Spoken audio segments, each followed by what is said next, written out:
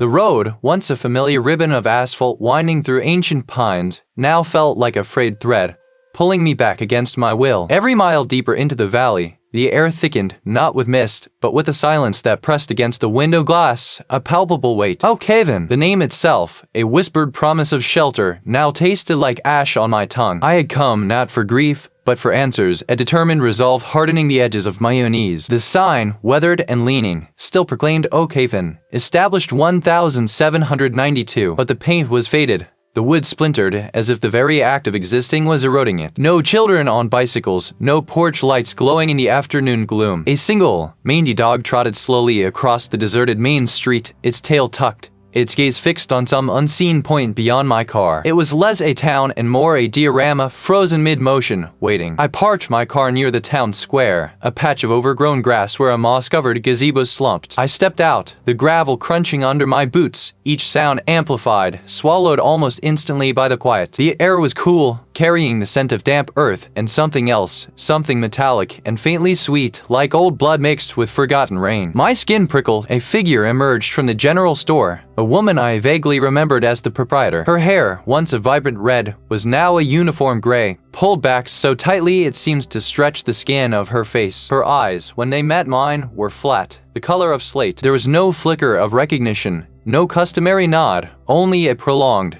blank stare that held me for a breath too long before she turned and walked, with a slow, deliberate gait, towards a small, unadorned house. Her movements were unnervingly precise, like a clockwork doll winding down. This was not the Oakhaven of my fragmented memories, not the place where summer days stretched endless and laughter echoed between the brick buildings. The few other townsfolk I saw were similarly spectral. An old man sweeping a porch, his broom moving with a rhythmic scrape that never varied in speed or intensity, his gaze fixed on the dust motes dancing in the faint light. A young woman pushing an empty pram, her face smooth, devoid of expression, her eyes wide and unblinking. They moved without purpose, without the hurried energy of life, their steps soft, almost noiseless. Their faces, uniformly serene, were the most unsettling thing. They wore expressions of perfect, vacant contentment, as if every thought, every emotion, had been smoothed away. I felt an invisible pressure against my skull, a subtle hum that seemed to resonate just behind my ears. It was not a sound, but a sensation, a low, constant vibration that suggested something vast and unseen was stirring beneath the surface. My breath hitched. The feeling was undeniable. I was being watched, not by a single pair of eyes, but by something more diffuse, more pervasive, as if the very air had gained sentience and was observing my every move. The old stone path leading to my grandmother's house was choked with weeds, the front door ajar, groaning faintly on its hinges in the imperceptible breeze. Her garden, once a riot of color and carefully tended roses, was now a tangled wilderness, a testament to neglect. I pushed the door open further, stepping into the dust-laden gloom. I needed to clear my head, to find a space where the suffocating quiet of the town didn't feel so absolute. A place I knew, a place that held a different kind of memory. My thoughts drifted to a childhood haunt, a forgotten corner of Oakhaven, a place of strange echoes and muted light. I turned my boots once again, disturbing the quiet street, and walked towards the town's periphery, where the old recreation center lay crumbling. The building stood like a hulking, forgotten beast, its windows boarded, its paint peeling like sunburnt skin. My footsteps echoed, swallowed by the cavernous space. I followed a familiar corridor, guided by a faint, persistent hum that vibrated through the concrete floor and up into my bones. There it was, the abandoned swimming pool under humming lights. The water had long since drained, leaving behind a film of green sludge and scattered debris. It was a sound that didn't belong, a mechanical heartbeat in a town that seemed to have forgotten how to beat. The silence of Oakhaven clung to me, a shroud woven from pine needles and damp earth. The funeral, if it could even be called that,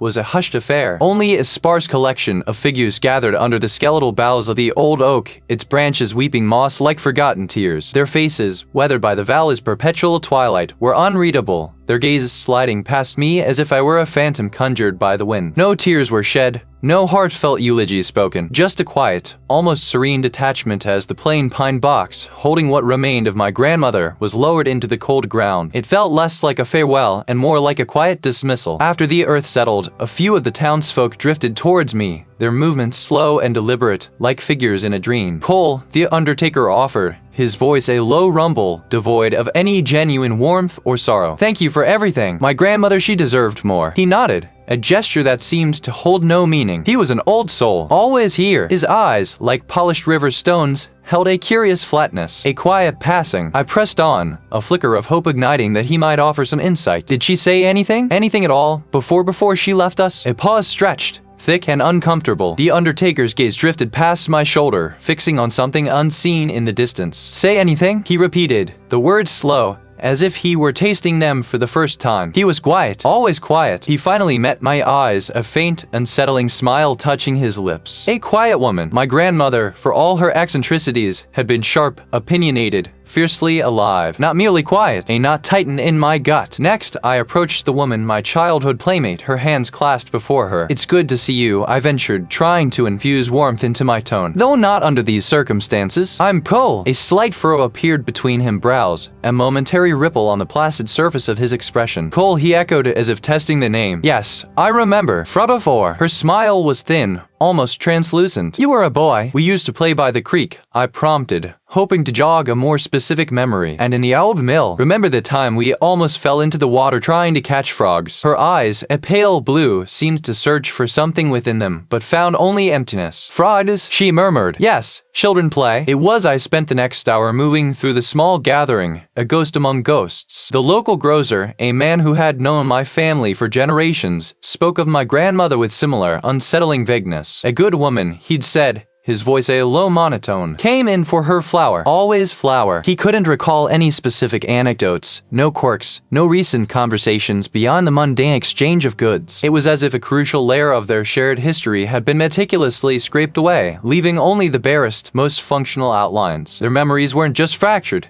They were smooth. The sharp edges of individual experience had been worn down, replaced by a dull, uniform consensus. They spoke of my grandmother as if reading from a shared, highly edited script, devoid of any genuine emotion or unique detail. Each interaction left me feeling more disoriented. My own memories of Oakhaven, of my grandmother, of myself, beginning to feel like phantom limbs. Was I remembering things incorrectly? Had my long absence warped my own perception? The feeling of being adrift, unmoored from my own past, became unbearable. I walked aimlessly at first, then with purpose, drawn by an inexplicable pull towards the edge of town. It was a sound I remembered from childhood, a subtle vibration that once felt like the town's heartbeat, but now resonated with something far more sinister. The building, a relic of Oakhaven's brief and misguided attempt at modernity decades ago, stood stark against the fading light. Inside, the vast concrete basin lay empty, a gaping maw in the earth. The fluorescent tubes above, though coated in dust and spiderwebs, still flickered, casting a sickly, greenish glow that bounced off the chipped tiles and stained walls. The humming here was louder, a palpable tremor in the air that seemed to vibrate in my bones. I stood at the edge of the deep end, my gaze sweeping across the desolate expanse. My reflection in a cracked windowpane showed a stranger, pale and haunted. The townsfolk's blank stares, their smooth memories, replayed in my mind. They weren't just forgetting, they were unremembering. This wasn't just about my grandmother's death anymore. It was about Oakhaven itself, about the insidious, silent decay that had eaten away at its very core, leaving behind only the husks of memory, waiting to be filled by something vast and unknowable. The humming pulsed, a silent question reverberating through the empty space and through me. What else had they forgotten? What else had been taken? The shopkeeper's vacant gaze lingered on me, a ghostly echo of what memory once was, and then she turned, humming a tuneless air as if our conversation had never taken place. The chill that had begun in the quiet store followed me into the cool afternoon, clinging to my skin. It wasn't mere forgetfulness I had witnessed. It was a void, a carefully maintained emptiness where specific recollections should have been. Oakhaven was not simply old. It was erasing. I drove the short distance back to my grandmother's house, the familiar clapboard siding now seeming to sag under a weight I was only beginning to perceive. The porch swing creaked gently in a breeze that wasn't there. Inside, dust motes danced in the shafts of light filtering through drawn blinds, illuminating a quiet, suffocating stillness. My grandmother had lived here for decades, a solitary sentinel in a town that was slowly unspooling its own past. My initial intention had been simply to clear out the house, to sort through her belongings with a detached efficiency. I moved through the rooms with a new urgency, no longer merely cataloging, but searching. I ran my hands along the spines of her ancient books, their pages brittle with age,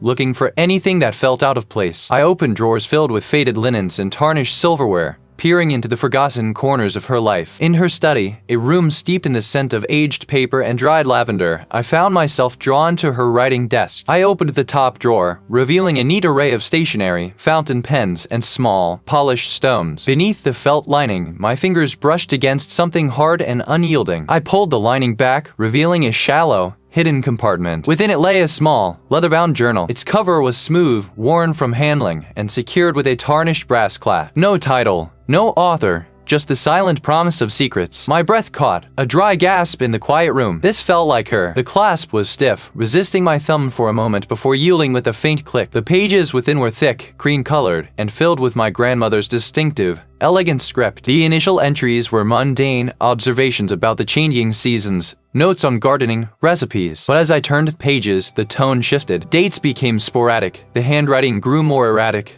lines slanting wildly across the page. They are in the wind, in the rustle of leaves. My name, scrawled in a shaky hand, made my stomach clench. He had known he had been trying to tell me. Further on, the entries became a frantic tapestry of fragmented thoughts and unsettling observations. They steal the names, the faces, the songs we sang as children. The forgetting is a tide, relentless. There were sketches too. Intricate, twisting patterns that resembled ancient knotwork or root systems, interspersed with symbols I couldn't recognize, circles within triangles, lines radiating from a central point, all drawn with a desperate, almost obsessive precision. They weren't just doodles, they were warnings etched in ink. One entry, dated only weeks before her death, was nearly illegible. The words smeared as if he had been weeping or her hand had trembled violently. It sleeps beneath Oakhaven, feeds on the echo. The founders knew. Our family pact, long broken. The pool the light it remembers. A pool. I closed the journal, the weight of it suddenly immense in my hands. My grandmother hadn't simply died. He had been fighting, and he had left me a map to a horror I was only just beginning to comprehend. The air in the study felt heavy, charged with a presence that wasn't just dust and memory. It was the presence of something ancient,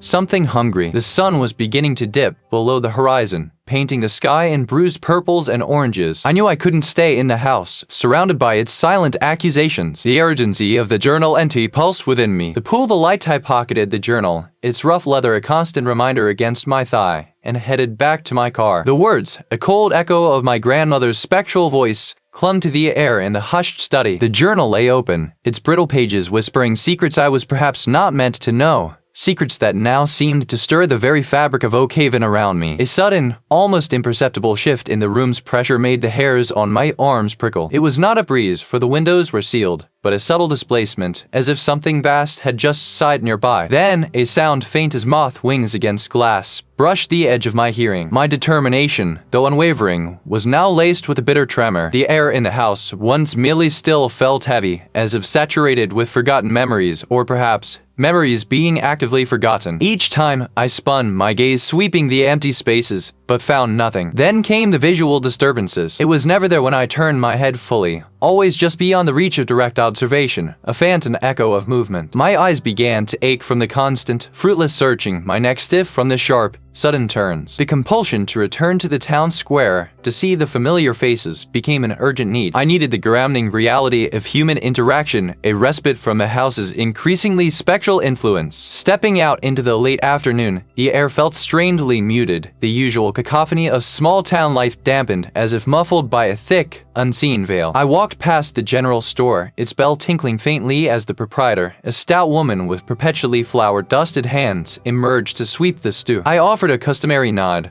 but her gaze, usually sharp and inquisitive, slid past me, unfocused, as if seeing through me, or perhaps nothing at all. Her broom scraped rhythmically against the weathered wood, a sound that felt oddly insistent in the quiet. My attention was drawn to the empty bench outside the old clockmaker's shop. Old man Hemlock, with his perpetually stained waistcoat and a pocket watch chain that gleamed like a brass serpent, was a fixture there. A silent sentinel who watched the town's ebb and flow. But the bench was bare. Not just empty, but starkly so, as if a vital piece of the street's tapestry had been unraveled. I paused, a flicker of unease stirring. He was always there, rain or shine, a quiet observer. "Where's old man Hemlock today?" I asked the proprietor, trying to keep my voice casual, though a knot was tightening in my stomach. She paused her sweeping, her broom suspended midair, her brow furrowed, a slow, almost painful process. "Hemlock," she repeated, the name tasting unfamiliar on her tongue. "Can't say I recall a Hemlock, dear. Been a long time since we had anyone by that name in Oakhaven, I reckon." She offered a vague, unsettling smile, then resumed her sweeping. The incident apparently erased from her mind as quickly as it had surfaced. Absences, unacknowledged, erased. I continued my walk, now scanning the faces and familiar haunts with a sharpened, anxious eye. The baker, who usually had his stall brimming with fresh sourdough by now, had only a few sparse loaves, and his movements were slow, almost mechanical. The young apprentice, a boisterous youth who would often loudly proclaim the day's specials, was nowhere to be seen. "Where's your apprentice?" I asked the baker, leaning against the counter. He looked up, his eyes milky and distant. "A premise?" he mumbled, his voice flat. "Never had one, son. Always been just me." His gaze drifted past my shoulder, fixating on a point beyond the window, as if seeing something I could not. They were not malicious, not angry, but something far more terrifying. They were empty. My skin crawled. The entity, the thing my grandmother's journal hinted at, was not merely feeding on memories. It was actively editing reality, erasing those it had consumed, leaving no trace, no ripple in the collective consciousness of Oakhaven. The town was becoming a palimpsest, its history constantly overwritten, its inhabitants slowly, silently assimilated. I had to go. My gaze drifted over the intricate, unsettling symbols etched beside the cryptic phrase, symbols that mirrored the strange carvings I'd seen in the town square, on the old bell tower, and even, subtly, woven into the patterns of the town's iron gates. They were everywhere, once unseen, now glaringly apparent. A faint sketch on the facing page, rendered in faded sepia ink, depicted a sprawling, skeletal structure, its tall smokestack a jagged finger against a smudged horizon. Beneath it, barely legible, was the name, Oakhaven Mill, and tucked into a corner of the drawing, a tiny, almost imperceptible detail, a rectangular depression, a pool, its edges lined with what looked like miniature, humming lights. The connection clicked into place with a sickening certainty. The pool wasn't a separate location. It was a forgotten appendage of the mill itself, a specific landmark within its decaying embrace. If answers lay buried, then I would dig. I gathered my things, the journal tucked securely into my bag, and stepped out into the deepening twilight. The town itself seemed to hold its breath as I navigated the winding, familiar streets, now imbued with an unsettling foreignness. The road to the old mill was less a road and more a forgotten scar across the land, overgrown with tenacious weeds and choked by the encroaching forest. The mill itself rose from the gloom like a slumbering behemoth, its silhouette jagged and forbidding against the bruised purple of the sky. Broken windows stared out like vacant eyes, reflecting the last vestiges of daylight in a distorted, mocking gleam. I pushed through a warped, sagging gate, its hinges groaning in protest, and stepped onto the mill grounds. The sheer scale of the place was overwhelming. The ground crunched under my boots, a symphony of dry leaves, splintered wood, and scattered shards of glass. My gaze swept the decaying landscape, searching for the specific landmark. And then I saw it, partially obscured by a thicket of thorny bushes, a rectangular depression, concrete cracked and stained, filled with murky rainwater. The outline of what once were tiled walls was still visible, and along its crumbling edges, the ghostly remains of metal casings, the humming lights, stood sentinel. It was undeniably the abandoned swimming pool. A strange current seemed to emanate from the pool, an almost imperceptible thrumming beneath the earth that vibrated in the soles of my feet. It drew me forward, past the skeletal remains of changing rooms, their wooden walls rotted away to expose skeletal beams. Following the faint path indicated in my grandmother's sketch, I found a heavy, iron-bound door set into the base of the main mill building, half buried by centuries of accumulated earth. It was a secondary entrance and not the main loading bay, suggesting it was meant to be overlooked. The iron was flaked with rust, but the door itself, despite its age, felt solid, immovable. A large, intricate carving identical to those in the journal was embossed upon its surface, a series of interlocking spirals and jagged lines that seemed to writhe and flow, not quite geometric, not quite organic. It was a symbol of profound antiquity, alien and unsettling. I pushed against the door, gritting my teeth, my muscles straining. The smell that wafted out was thick, cloying, like damp earth and ancient stone, mingled with something metallic and vaguely sweet, like old blood. I stepped inside, my small flashlight beam swallowed almost immediately by the vastness of the space. The air was still heavy, and dust motes danced in the solitary shaft of light, like miniature, frantic spirits. This was no ordinary mill interior. The machinery here was different. More archaic, less industrial. Great, silent gears stood like petrified beasts, their teeth worn smooth, their purpose now a mystery. The walls were rough-hewn stone, not brick, suggesting an older foundation than the visible mill structure. And there, covering the damp stone walls, were the carvings. Everywhere, not just a few, but a sprawling tapestry of them, stretching from floor to an unseen ceiling in the gloom. They were deeper here, more defined, as if they were not merely etched but had grown from the very stone itself. The same interlocking spirals, the same unsettling, non-Euclidean angles. They pulsed with a silent energy, a visual hum that resonated deep within my bones. They told a story, I was certain, a story of something ancient and terrible, something that had been here long before Oakhaven, perhaps even before humanity. One section of the wall, however, bore a particularly dense cluster of these symbols, forming a kind of focal point. As I drew closer, my light illuminating the intricate details, I noticed a subtle difference. The stones here were slightly recessed, a barely perceptible seam running vertically through the heart of the carvings. I pressed gently, then with more force, against the central panel. It didn't budge, but as my hand lingered, a faint, almost imperceptible vibration resonated through the stone, mirroring the thrum I'd felt outside near the pool. I pulled back, my breath catching. The carvings seemed to shimmer in the weak light, their patterns shifting, twisting. I pushed again, this time focusing my weight, my shoulder pressing against the stone. With a deep, grinding rumble that vibrated through the floor and up into my teeth, the section of the wall slowly, ponderously, began to recede inward, revealing not more wall, but a gaping, lightless maw. A hidden passage. The passage beckoned, a silent, terrifying invitation. The words of my grandmother, a cold whisper from beyond the veil, still resonated in the echoing vastness of the study. My breath plumed in the cool air as I stepped out, the crisp Oakhaven night a stark contrast to the oppressive quiet within the house. The moon, a sliver of bone, offered scant illumination, but I knew the path by instinct, a memory etched into my childhood wanderings. The old community pool, long since derelict, stood like a forgotten promise on the edge of town, its chain-linked fence rusting, its concrete shell crumbling. A low, persistent thrum greeted me as I approached, a sound I dismissed as faulty wiring or aging generators on previous visits. Tonight, it felt different, more alive, a deep-seated pulse beneath the very earth. The air here was heavy, thick with the scent of stagnant water, damp concrete, and something else, something metallic and faintly sweet, like forgotten blood. My flashlight cut a beam through the gloom, tracing the cracked mosaic tiles, the mildewed diving board, the skeletal remains of pool furniture. This was it. The flashlight beam struggled to penetrate the inky blackness, but I could discern the first few rungs of an old service ladder, slick with condensation. Hesitation gnawed at me, a visceral fear of the unknown.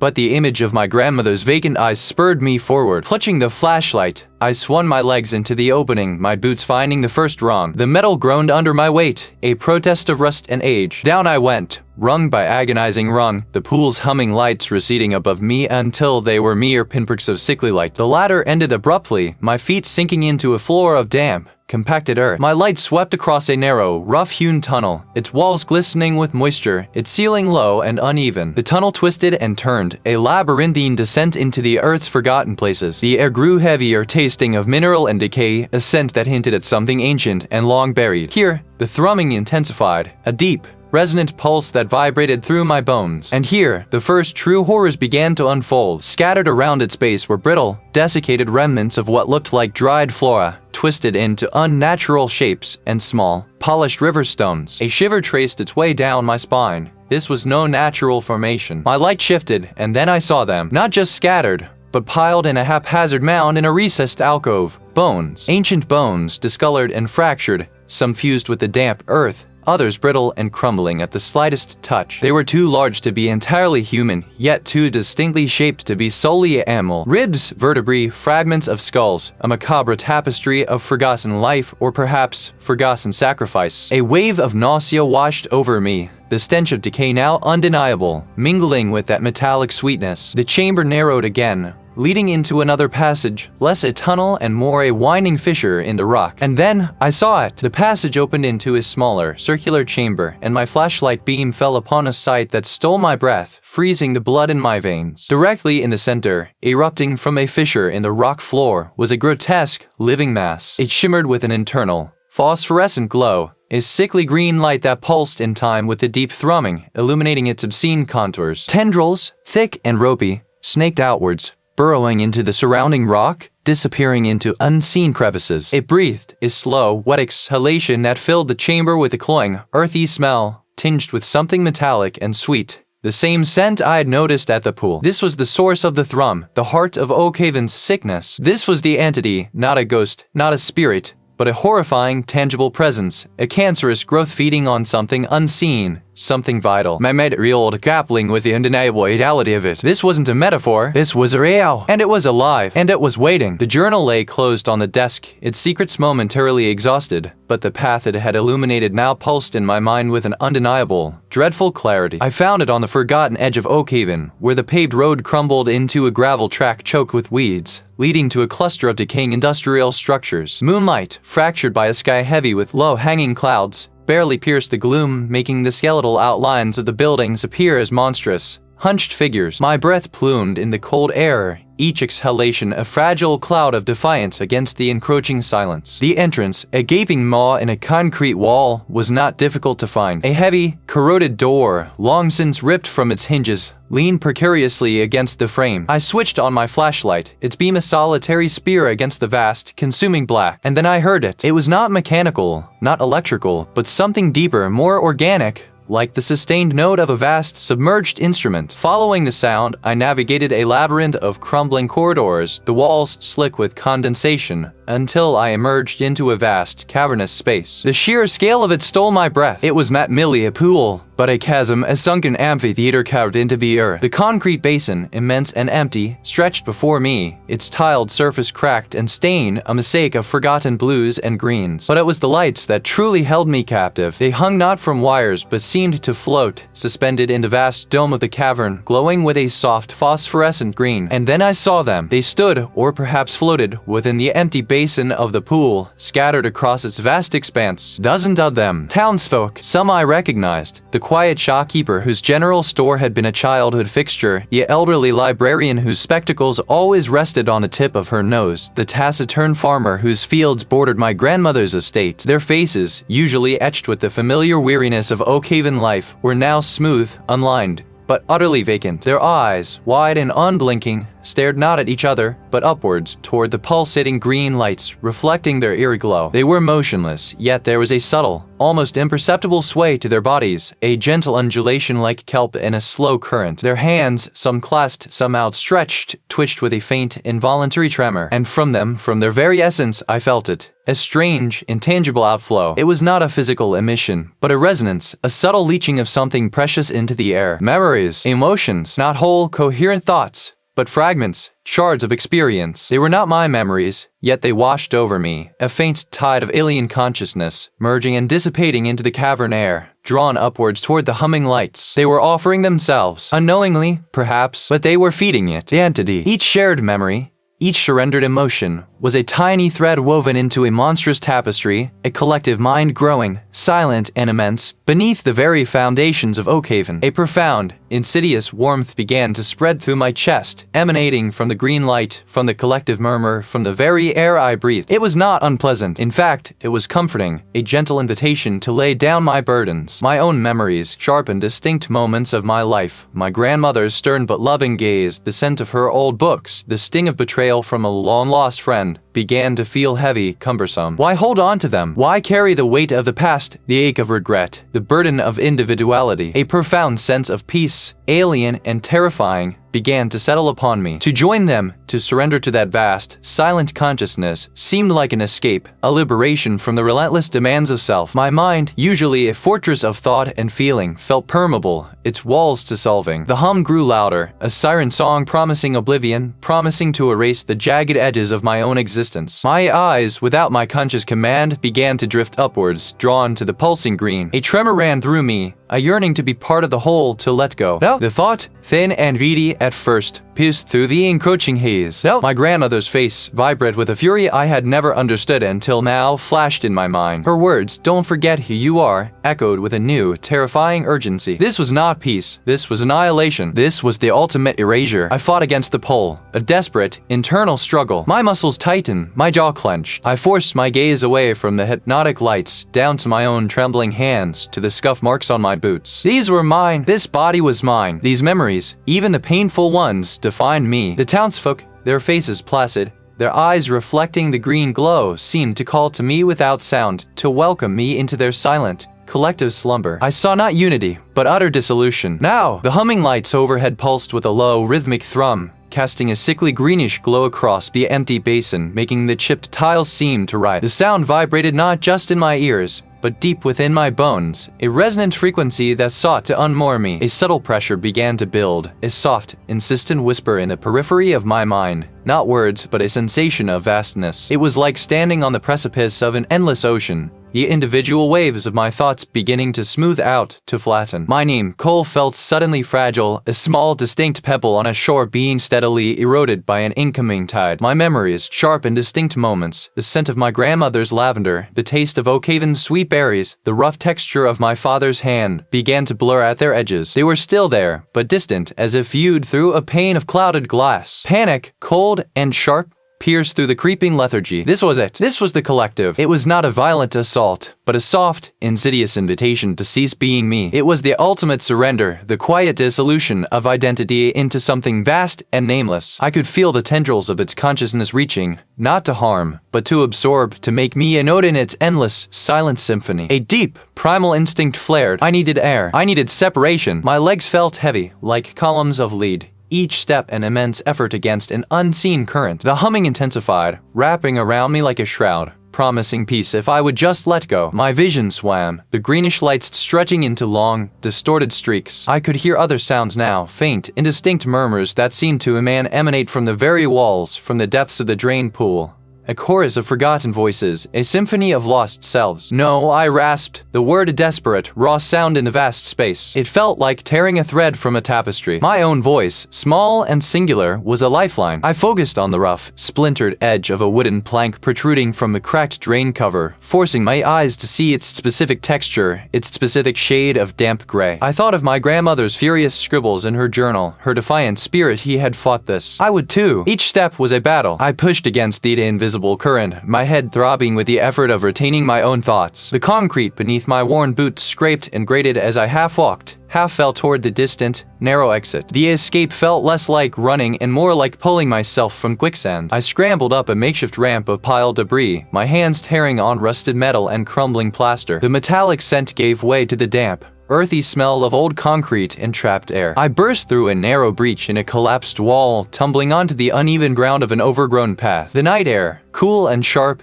hit me like a physical blow. I gasped, sucking in lungfuls of untainted oxygen, my own breath a glorious, individual sound. Slowly, carefully, I pushed myself up, my limbs trembling, my mind still ringing with the echo of that vast, silent consciousness. It wasn't about murder, not in the conventional sense. It didn't seek to destroy bodies, but to erase minds, to dissolve the unique spark of individuality into its own endless, undifferentiated expanse. The townsfolk weren't merely puppets. They were notes in a single, monotonous chord, their memories siphoned, their identities assimilated. My grandmother hadn't died a natural death. He had been consumed, her essence absorbed, her defiance a final, desperate gasp against oblivion. I clutched the journal, its worn leather cover a tangible anchor. My grandmother hadn't just chronicled the entity. He had sought to understand its vulnerabilities. He had left clues, hidden meanings within her frantic observations. The entity wanted to erase Oakhaven from existence, not by crumbling its buildings, but by silencing every mind within its borders, making it an empty shell, a ghost town of consciousness. I needed to sever its connection, to disrupt its insidious consumption. The journal held the key, a desperate plan etched into its pages, a final defiant act from a woman who had fought to remember. I would not let it become a whisper in the vast, hungry silence. The image, though abstract, pulsed with a peculiar, unsettling luminescence, like a deep-sea creature glimpsed in a fleeting dream. I knew, with a certainty that chilled me to the bone, that this was where the threads converged, where Oakhaven's silent devourer kept its heart. A frantic urgency seized me, a cold hand tightening its grip around my throat. Time was a dwindling candle, guttering in a profound and suffocating stillness. I couldn't face this alone.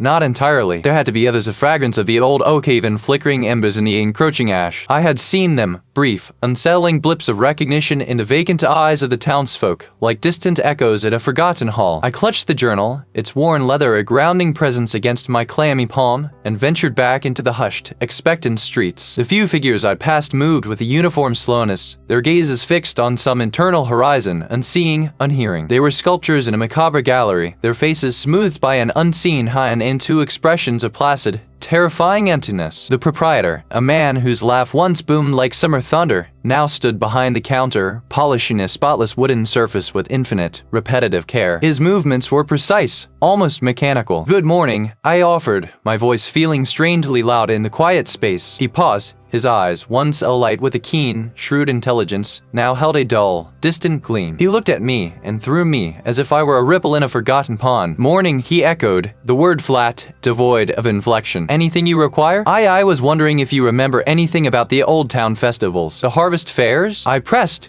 grasping at straws. My grandmother used to talk about them. At Flitter, a minuscule, almost imperceptible twitch at the corner of his mouth, like a nerve trying to fire. His eyes seemed to focus, for a fraction of a second, on something beyond the dust motes dancing in the sunbeam. "Festivals," he murmured, his voice gaining a faint, reedy quality. "Laughter, the scent of roasted chestnuts. The fiddler, old man Hemlock. His tunes, they used to soar." Then, just as quickly, the flicker died. His gaze glazed over, returning to the polished counter. "Nothing to be done now," he stated, his voice flat once more. "Only the present. Only what is." He resumed his tireless, futile polishing. A knot of despair tightened in my chest, but that fleeting spark, that ghostly echo of memory, fueled a desperate hope. Next, I sought out the librarian, a woman whose spectacles had always perched precariously on her nose as she delved into Oakhaven's ancient texts. She sat at her usual desk, her fingers tracing the spines of books, but her eyes were vacant, her movements slow. "Excuse me," I began, my voice softer this time, a plea rather than a question. "I'm looking for information about Oakhaven's early history. Any old records of peculiar sites? Or legends of the great forgetting?" I used the phrase my grandmother had scrawled in her journal. A desperate gamble. Her hand paused on a leather-bound tome. She slowly, deliberately, pulled a thick, crumbling book from the shelf. Its cover was blank, save for a faded, intricate symbol.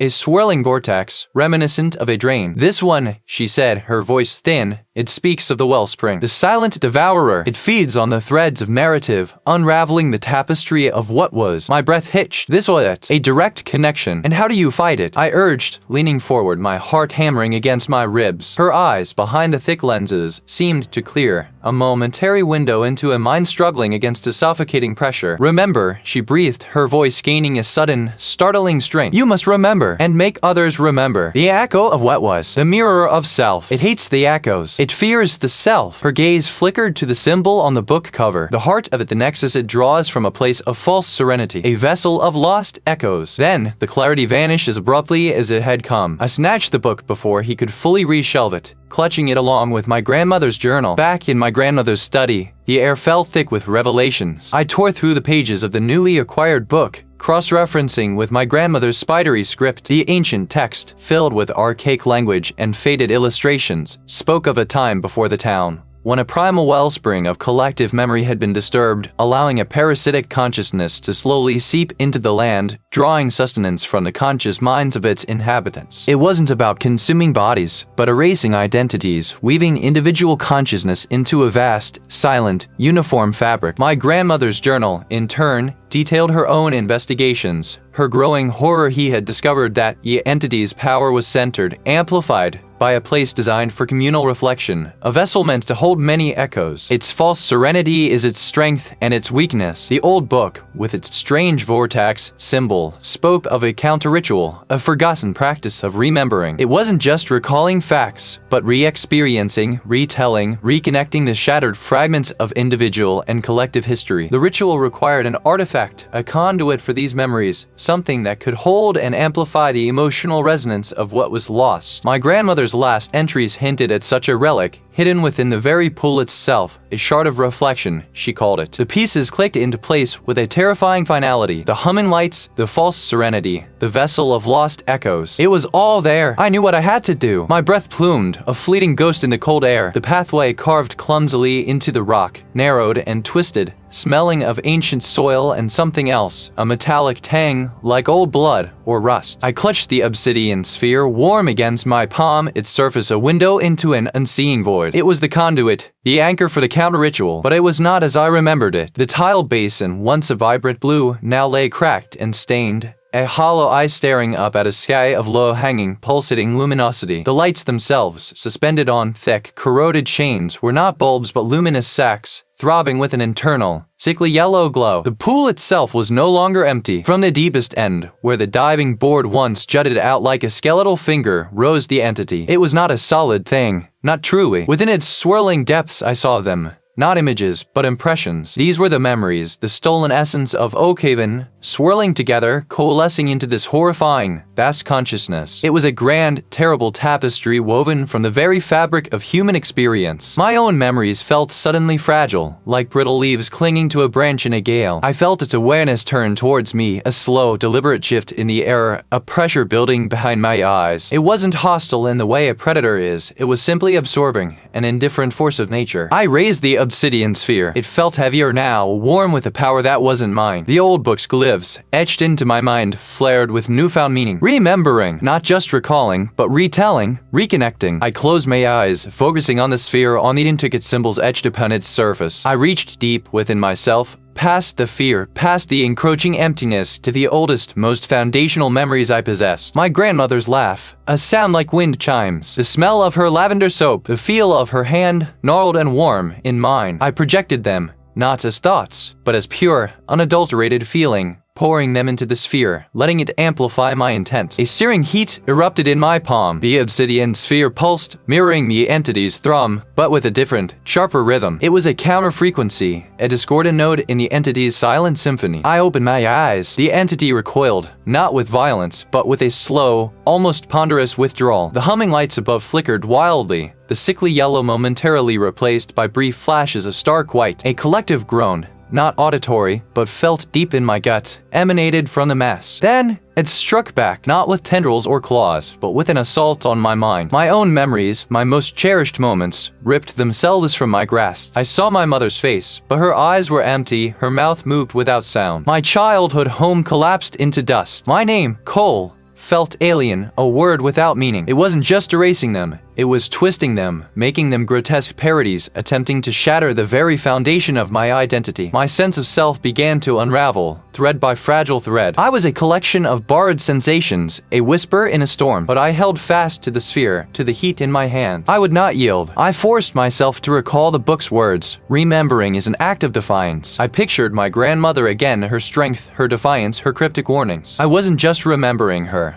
I was remembering with her, drawing on the collective memory of my lineage, the part of Oakhaven that still resisted. I pushed back, projecting not just my memories, but the pain of their loss, the anger at the town's slow erasure, the fierce love for what was being stolen. The sphere blazed, a small sun in the suffocating gloom. The entity shrieked, a soundless scream that tore through the fabric of the air, making the very stone around us tremble. The metallic tang, like old pennies left forgotten in rain, grew sharper with every downward turn. My boots scraped on loose shale, the sound swallowed by the oppressive quiet that thickened around me, a silent weight pressing against my ears. The air grew heavy, damp, and still, carrying the faint, sweet sick scent of decay beneath the mineral sharpness. Then, the tunnel opened. Before me stretched a cavernous space, impossibly vast beneath the earth. The water, a murky, obsidian black, filled the rectangular basin, reflecting the sickly yellow glow of ancient, buzzing fluorescent tubes fixed to the low ceiling. The hum was not just from the lights. It resonated through the very rock, a deep, pervasive thrum that vibrated in my teeth. A low frequency that felt like a whispered secret burrowing into my bones. The pool itself was immense, its cracked tiles barely visible beneath the inkai's surface. But it wasn't the water that held my gaze. From the center of the black expanse, a colossal structure rose, a gnarled, obsidian-like column that reached toward the ceiling, its surface slick and impossibly smooth. It pulsed with a faint, internal luminescence, a slow, deep beat of violet light that seemed to mirror the thrumming in the air. This was the silent heart, the consuming maw. It wasn't stealing them now, not actively, but testing the waters, feeling for a connection. This place wasn't just under Oakhaven, it was Oakhaven, its roots sunk deep into the collective consciousness, drawing sustenance from the past, from what made us us. The humming intensified, vibrating through my chest cavity, threatening to loosen the very coherence of my thoughts. I looked around, desperate for a weakness, a point of attack. The lights, those awful, droning tubes, seemed to be part of the system. Their frequency perhaps a lullaby to the entity, or a beacon. The metallic tang in the air grew so potent it tasted like blood on my tongue. My gaze fell on a corroded electrical box mounted on a damp wall, its wires frayed, sparking faintly. A primitive instinct,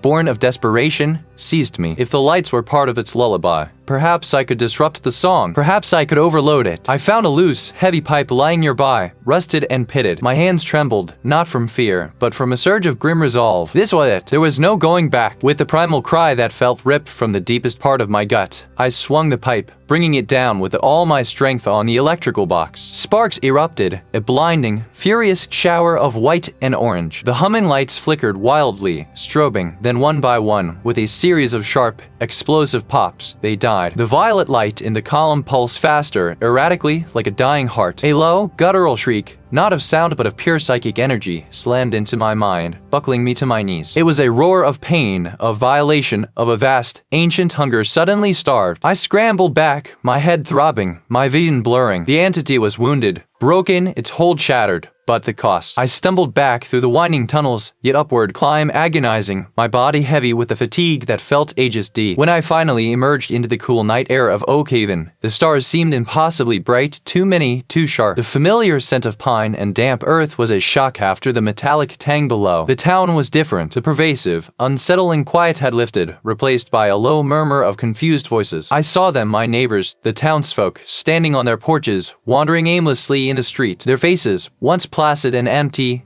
now held expressions of bewilderment, fear, and a profound, aching sadness. The general store owner clutched a photo of a young woman I didn't recognize, tears streaming down his face. My daughter, he stammered, his voice raw. Who was she? A colleague from the old mill stared at his own hands, his brow furrowed in deep confusion. The mill! I remember working there. But what did I do? Some memories had returned, a torrent of fragmented images and emotions, but others were irrevocably lost, leaving gaping holes in their personal histories. The entity had been disrupted, yes, its feeding stopped, but it had left behind a landscape of shattered minds, a town populated by ghosts of their former selves. I stood there, watching them, feeling the echoes of their confusion resonate within me. The memory of the entity, its silent hunger, its psychic scream was seared into my soul. The profound choice lay before me, heavy as the earth itself. I could stay, offer what little solace I could, try to help these broken people piece together the fragments of their lives, to rebuild a town that would forever bear the mark of the thing beneath. I could try to forget, though I knew the memory of the humming lights and the black pool would forever be etched into the deepest corners of my mind. But as I looked at the bewildered faces, the raw pain in their eyes, a different kind of ache settled in my chest. I had sought the truth, and I had found it, and the truth demanded a reckoning, not just for Oakhaven, but for me.